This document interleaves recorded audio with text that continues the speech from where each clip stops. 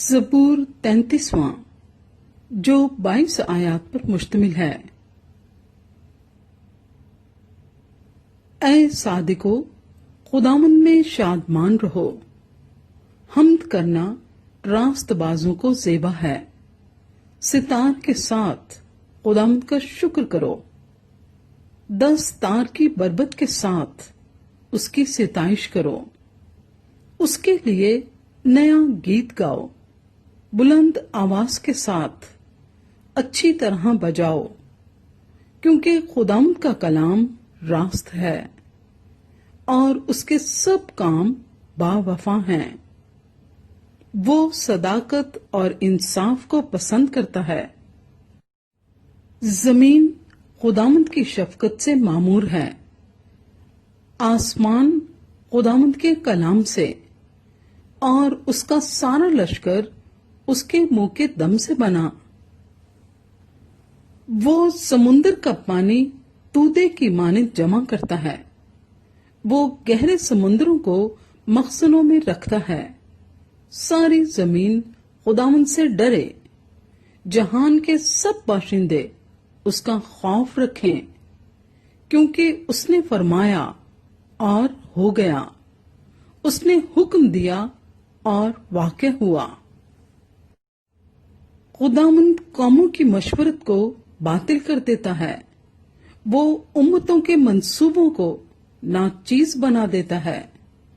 خداوند کی مصلحت ابد تک قائم رہے گی، اور اس کے دل کے خیال نسل در نسل۔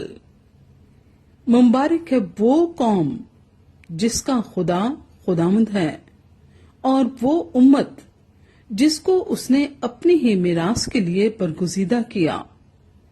خداوند آسمان پر سے دیکھتا ہے، سب بنی آدم پر اس کی نگاہ ہے۔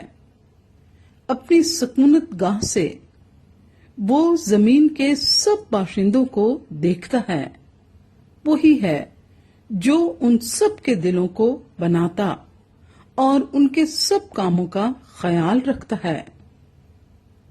کسی بادشاہ کو فوج کی کثرت نہ بچائے گی، اور کسی زبردست آدمی کو اس کی بڑی طاقت رہائی نہ دے گی۔ بچ نکلنے کے لیے گھوڑا بیکار ہے، وہ اپنی شہزوری سے کسی کو نہ بچائے گا۔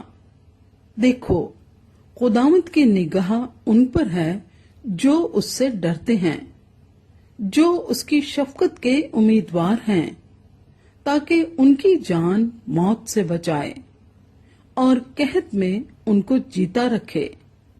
ہماری جان کو خداوند کی آس ہے، وہی ہماری کمک اور ہماری سپر ہے۔